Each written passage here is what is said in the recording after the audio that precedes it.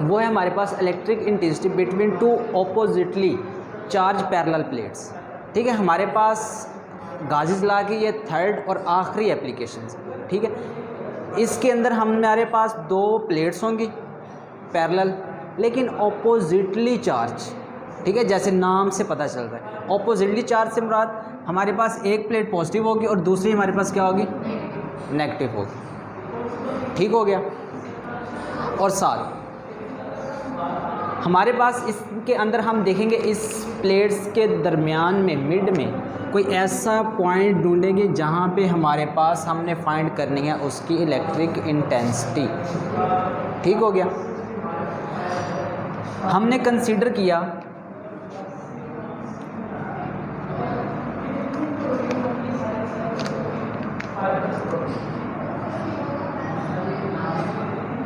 किया two parallel but oppositely plates. ठीक है, इसके अंदर हमने ये चीज़ क्या फाइंड करनी है, हमने फाइंड करनी है इसकी इलेक्ट्रिक इंटेंसिटी। ठीक है, अब पॉइंट P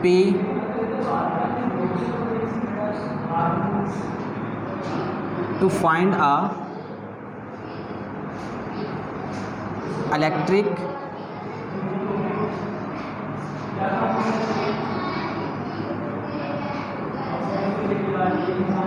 इंटेंसिटी। ठीक है, एक तो हमारे पास ये होगी, दूसरा हमारे पास ये जो हमारे पास दो प्लेट्स हैं, ये बेसिकली हमारे पास क्या है, ये एक पूरा सरफेस है पूरी प्लेट्स के अंदर। इसके अंदर जो प्लेट्स हैं इनके अंदर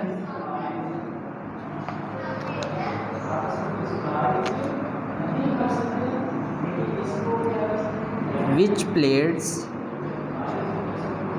are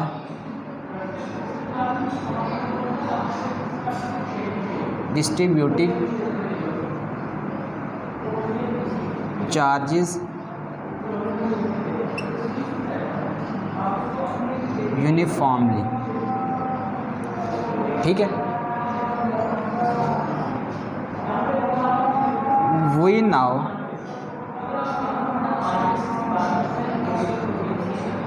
calculate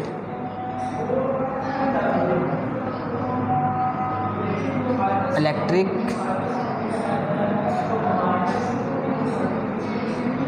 intensity of point P। अब यहाँ देखिएगा हमारे पास ये जो सरफेस है ये यूनिफॉर्म, ये जो दो प्लेट्स हैं हमारे पास ये यूनिफॉर्मली इनके ऊपर डिस्ट्रीब्यूट है चार्जेस। अब ये देखिएगा हमारे पास सपोज करें हमारे पास ये प्लेट्स है।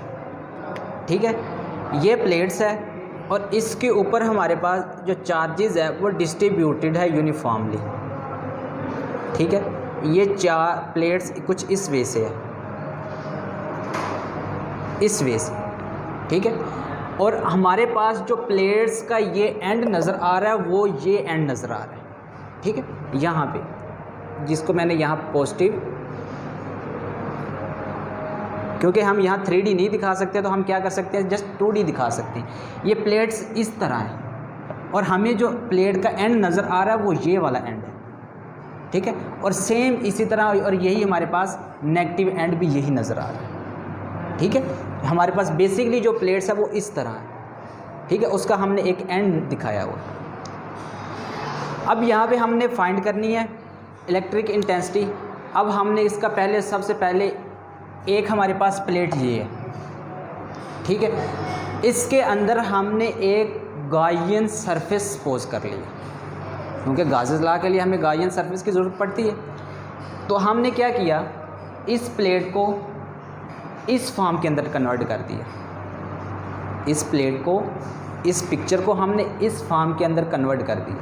ठीक है, इसके अंदर हमने एक गायन सरफेस को सपोज कर लिया। ठीक है, ये जो हमारे पास है, ये जो हमारे पास है, ये है हमारे पास गायन सरफेस। ठीक है, अब इसको इस तरह हमने इसके अंदर प्लेस किया है कि इसके हमारे पास एंड जो है, इसका जो सबसे ऊपर वाला एंड है वो पॉजिटिव प्लेट के अंदर ही है।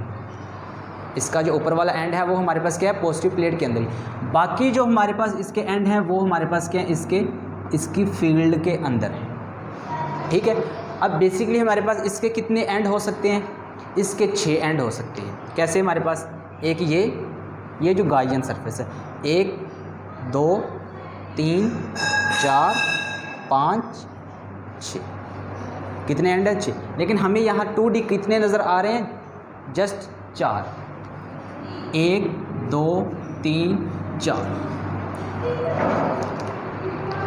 कंसेप्ट शुरू से ही इलेक्ट्रिक फ्लक्स से ही चलता आ रहा है। कंसेप्ट जो बेसिक है इनका इलेक्ट्रिक फ्लक्स से ही चलता आ रहा है। अब आप यहाँ से फाइंड कर सकते हैं, अब ये एरिया है, ये एरिया, इसकी फील्ड आपने देख ली, पॉजिटिव से नेगेटिव, इसकी फील्ड आपने देख ली, तो इसका एरिया जो वेक्टर होगा वो किस जानब होगा, इस जानब नहीं होगा। वेक्टर एरिया जो होगा वो इस जानब नहीं होगा। तो मैं इसको निशान लगा देता हूँ, लिख लेते हैं ए वेक्टर। इसका जो होगा यूनिट वेक्टर वो इसके परपेंडिकुलर नहीं होगा। ऐसे ही हमने ये चीज़ पढ़ी थी। और इसका जो होगा वो वेक्टर एरिया वो हमारे पास इस जानब होगा। ऐसे ही अब हम फाइंड करते हैं इसका सबसे पहले इलेक्ट्रिक फ्लक्स। ठीक है, हम देखते हैं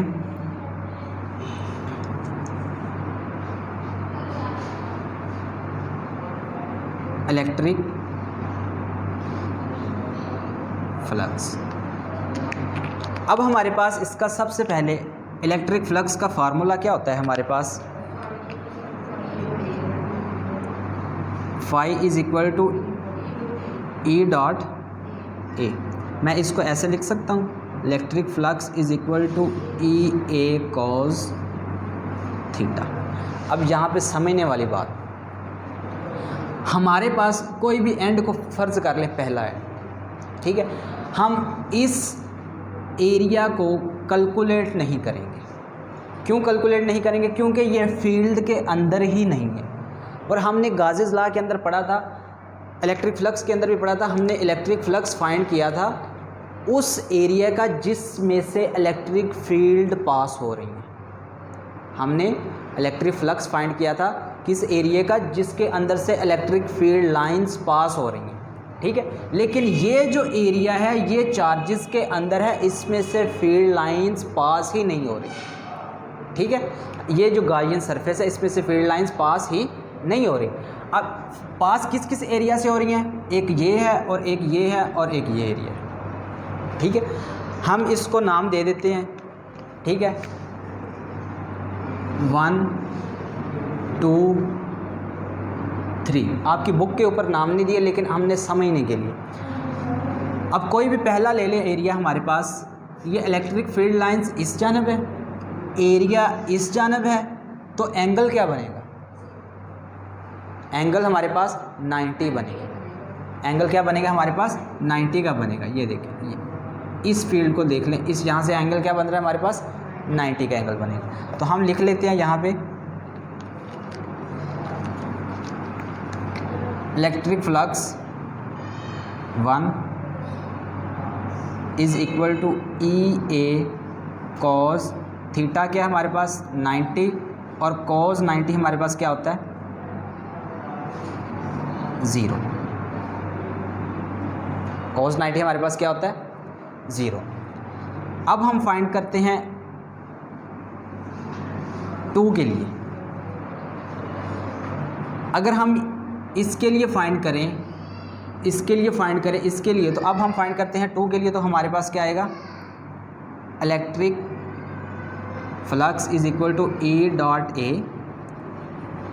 electric flux is equal to E A cos theta.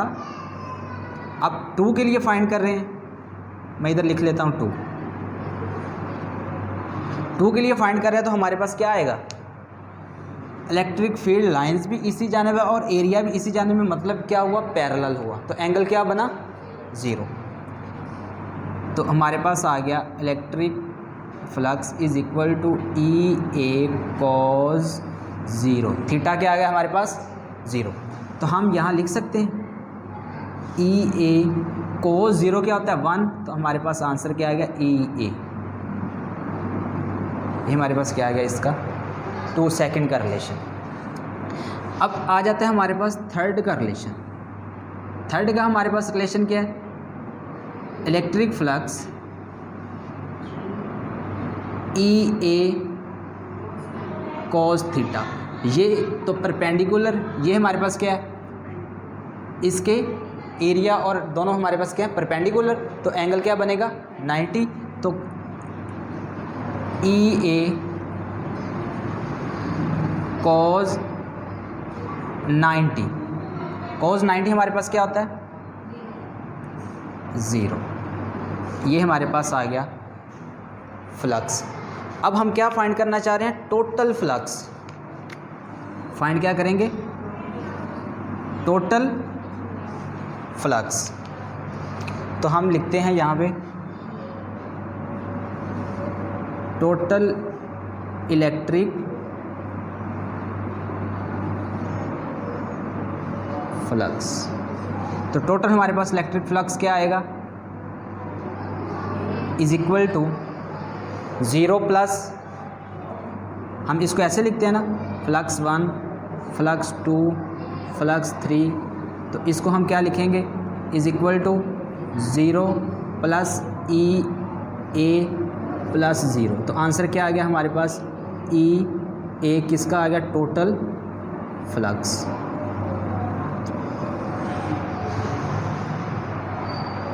अब हमारे पास फ्लक्स तो आ गया। हम अगर देखें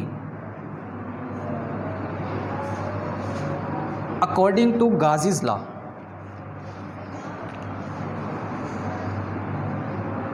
अकॉर्डिंग टू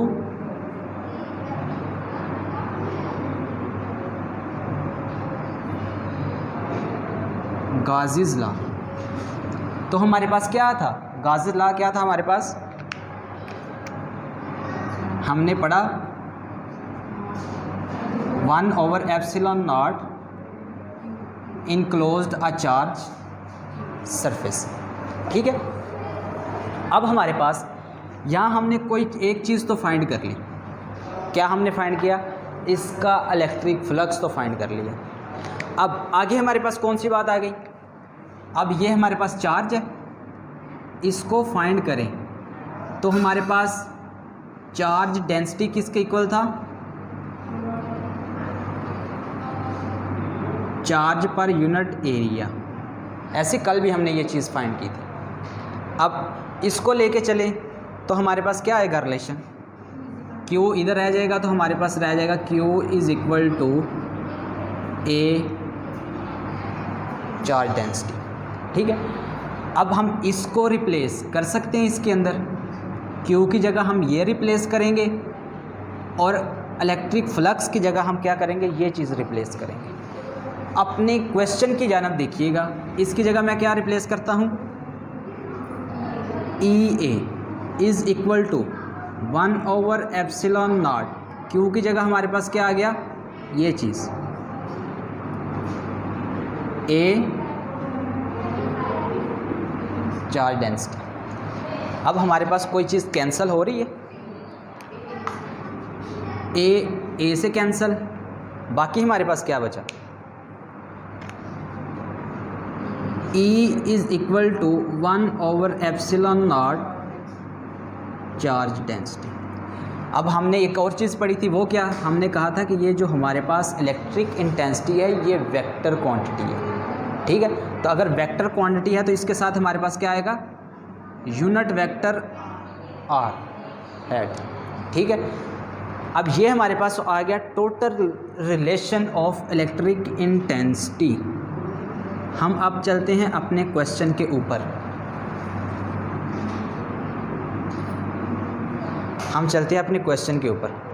हमने क्वेश्चन के अंदर क्या चीज़ देखी थी, हमने कहा था इलेक्ट्रिक इंटेंसिटी ही फाइंड करनी है, वो हमने फाइंड कर ली। कहाँ? Between two oppositely charge. हमने किसके दरमियान की? Two oppositely, between two oppositely charge, ठीक है, पैरेलल प्लेट्स। और ये हमारे पास क्या, दोनों पैरेलल प्लेट्स आ गए। अब यहाँ देखिएगा हमारे पास, अब यहाँ भी हमने कल एक चीज़ डिस्कस की थी, वो क्या था हमारे पास? इलेक्ट्रिक इंटेंसिटी इन्वर्सली प्रोपोर्शनल किसके है? मीडियम के। और हमारे पास डायरेक्टली प्रोपोर्शनल किसके है? चार्ज डेंसिटी के। मैंने आपको कल भी बताया था कि हमारे पास जो चार्ज डेंसिटी है वो हमारे पास होती है चार्ज पर यूनिट एरिया, के एक एरिया में से कितने चार्ज गुज़र रहे हैं, एक एरिया में से कितने चार्ज पास हो रहे हैं, वो हमारे पास क्या कहलाती है? Charge density. हाँ, एक और चीज़ यहाँ पे हम ऐड करते जाएं, चार्ज डेंसिटी जो है इसका अगर हम यूनिट निकालना चाहें तो चार्ज का यूनिट क्या है हमारे पास? कूलम। और एरिया का यूनिट क्या है हमारे पास?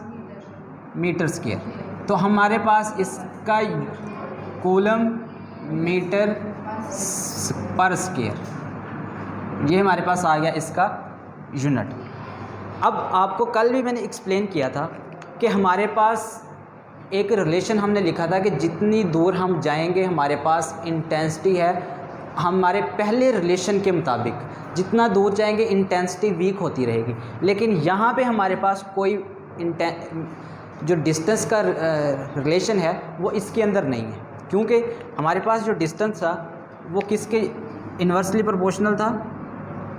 1/r का स्केयर, ठीक है। ये हमने इलेक्ट्रिक इंटेंसिटी के अंदर ये चीज़ पढ़ी थी, ठीक है। अब इसके अंदर कोई रिलेशन नहीं है, इसके अंदर भी वो कल वाला कॉन्सेप्ट है एरिया वाला।